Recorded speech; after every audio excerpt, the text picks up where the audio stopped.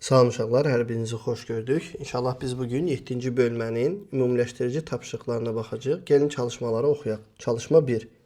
Azər halqa şəkilli maqnitləri plasmas çubuqdan istifadə edərək şəkildəki kimi üst-üstə yığdı. Burada bir plasmas çubuq görürük. Bunlarda hər birisi bir maqnitdir. Üst-üstə bu şəkildə yığmışdır. Maqnitlər rəngləndiyi üçün üzərindəki N və S işarələri oxunmur. N və S işarələri bilirik ki, maqnitin şimal və cənub qütblərini göstərirdi. Onlar oxunmur. Davam edək. Plasmas çubuq boyunca sərbəst hərəkət edə bilən maqnitlər bir-birinə toxunmadan aralı vəziyyətdə qaldı. A şəklində. Bax, A şəkli buradadır. Belə qalmışdır yəni. Davam edək.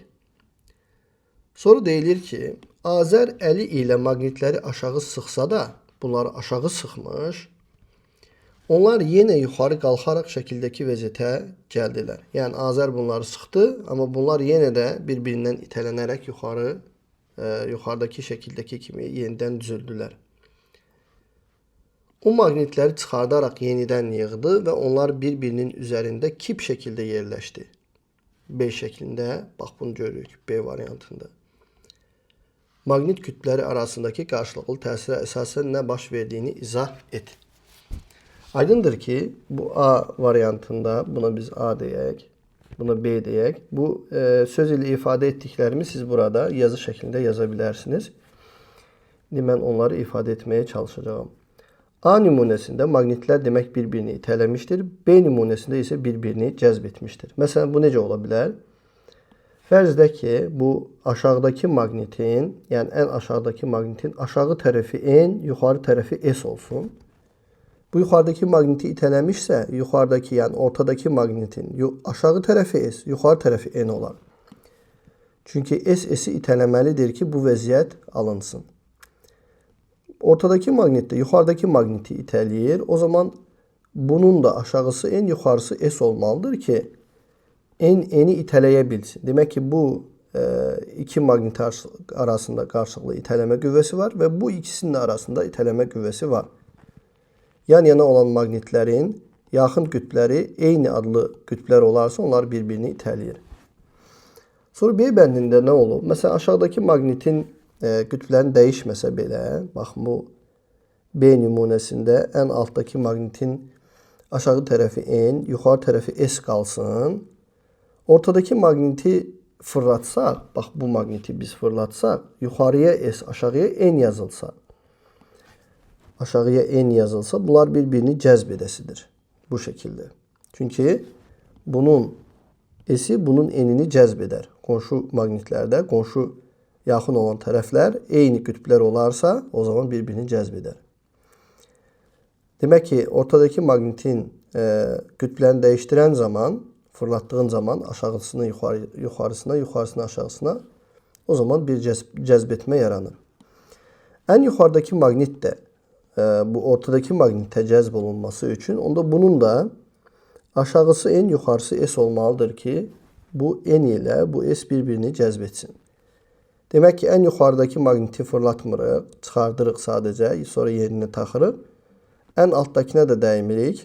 Ortadakını isə tərsinə fırladıb, təzədən yerləşdirdiyin zaman A nümunəsi B nümunəsinə dönüşür. Davam edək.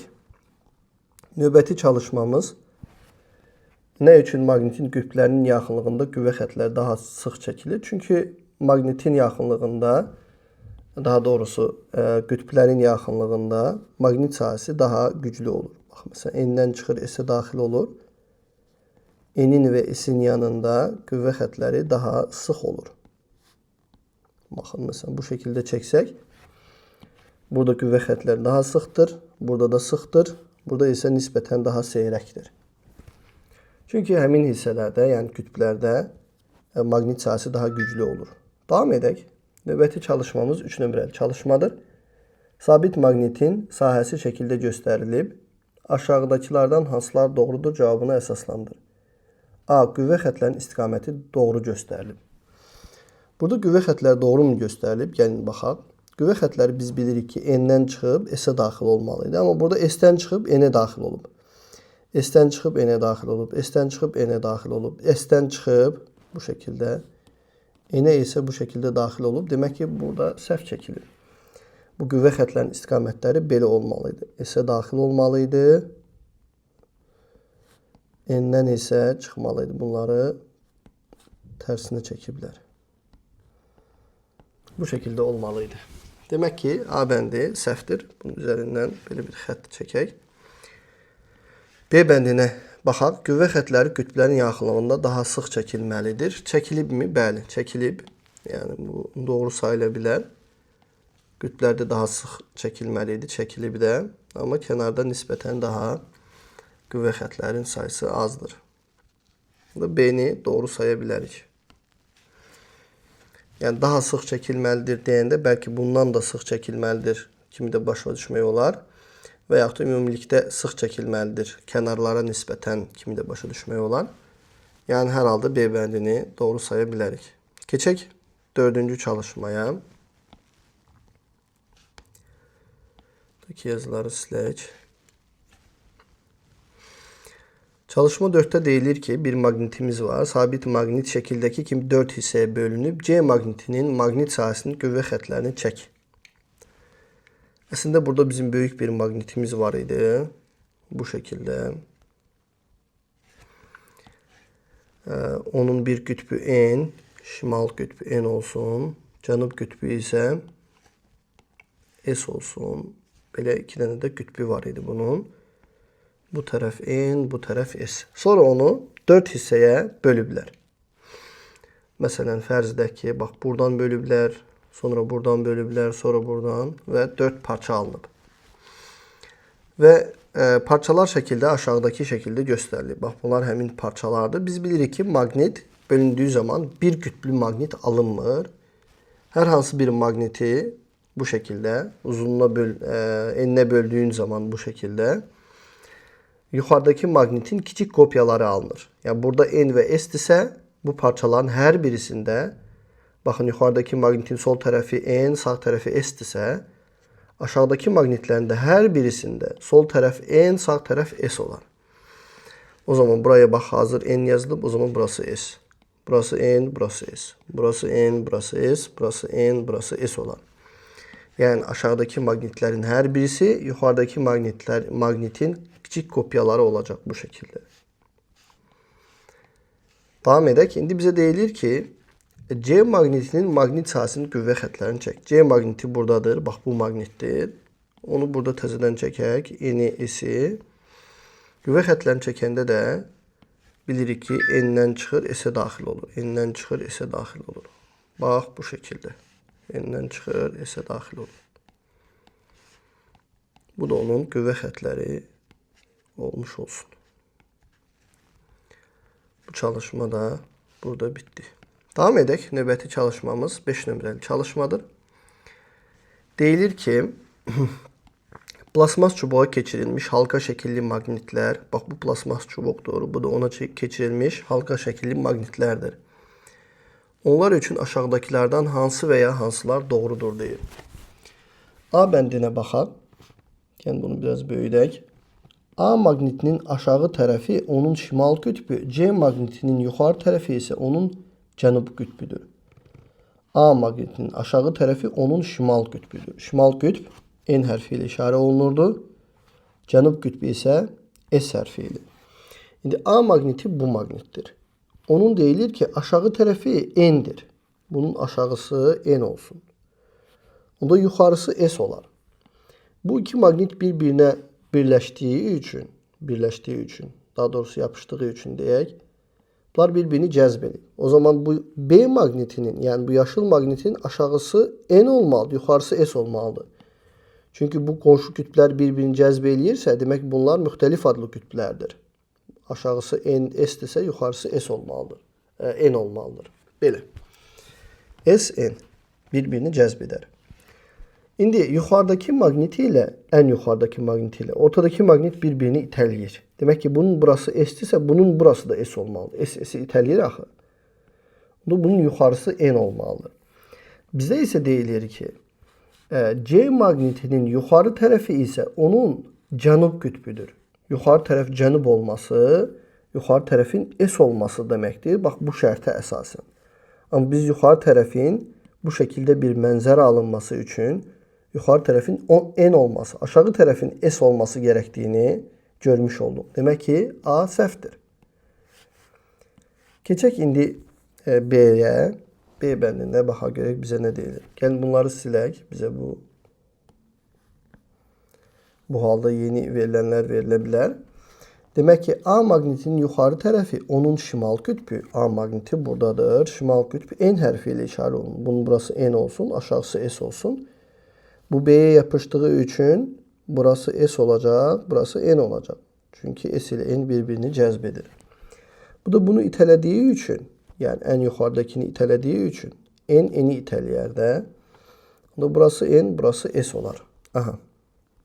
İndi davam edək. A maqnitinin yuxarı tərəfi onun şimal qütbü. A maqniti budur. Yuxarı tərəfi şimal qütbü yazdıq. Deyilir ki, C maqnitinin aşağı tərəfi isə C maqniti budur. Aşağı tərəfi isə onun cənub qütbüdür. Cənub S ilə işarə edilmişdir. Şərtə görə burası S olmalıdır. Bax, bu B şərtinə görə. Amma biz nə gördük? Aşağı tərəfi N'dir, yuxarı tərəfi S'dir. Yəni, əgər qarşılıqlı itələmə varsa bu iki maqnit arasında, o zaman aşağısını N, yuxarısını S çəkməliyəm. Amma B-də deyilir ki, aşağısı cənubdur, S'dir. Yəni, demək ki, bu da səhvdir. A da səhv oldu, B də səhv oldu. Silək bunları yenə də davam edək. C bəndində deyilir ki, C maqniti bu maqnitdir. Aşağı tərəfi onun şimal qütbü, aşağı tərəf buradır. Şimal qütbü N'dir. İndi digərlərində yazaq. Burası N isə burası S olmalıdır. Burası N isə N-i itələyər. Burada bir itələmə var bu ikisinin arasında. O zaman bunun aşağısı S olar. Bunlar isə bir-birini cəzb ediblər. Onda bunun burası N, burası S olar. Belə. Deyilir ki, C maqnitinin aşağı tərəfi onun şimal qütbü. C maqnitinin aşağı tərəfi onun şimal qütbü. A və B maqnitlərinin aşağı tərəfi isə onların cənub qütbləridir. A və B maqnitlərdə aşağı tərəflər cənub olmalı. Cənub S idi. Bəli. Burada da bunu görmüş oluq. Demək ki, bu düzgün cavabdır. O zaman buna düzgün cavabdır deyə bilərik. Bu çalışmada belə. 6 nömrəli çalışmaya baxaq. Nigar sadə elektrik dövrəsi yığdı. Açar açıq olduğunda masanın üzərindəki kompasın əqrəbi şimal istiqamətini göstərdi. Nigar açarı qapadıqda naqildən cəryan keçir və bu zaman kompasın əqrəbi hərəkət edərək başqa istiqaməti göstərir. Baş verən hadisəni izah etmək üçün fərziyyə irəli sür deyir. Baxın, fərz edə ki, mən dövrənin bir hissəsini çəkirəm. Bax, bu müsbətdir. Bu da bizim, burada da bir işlədici var. Burada da mənfi qütb olsun bu şəkildə.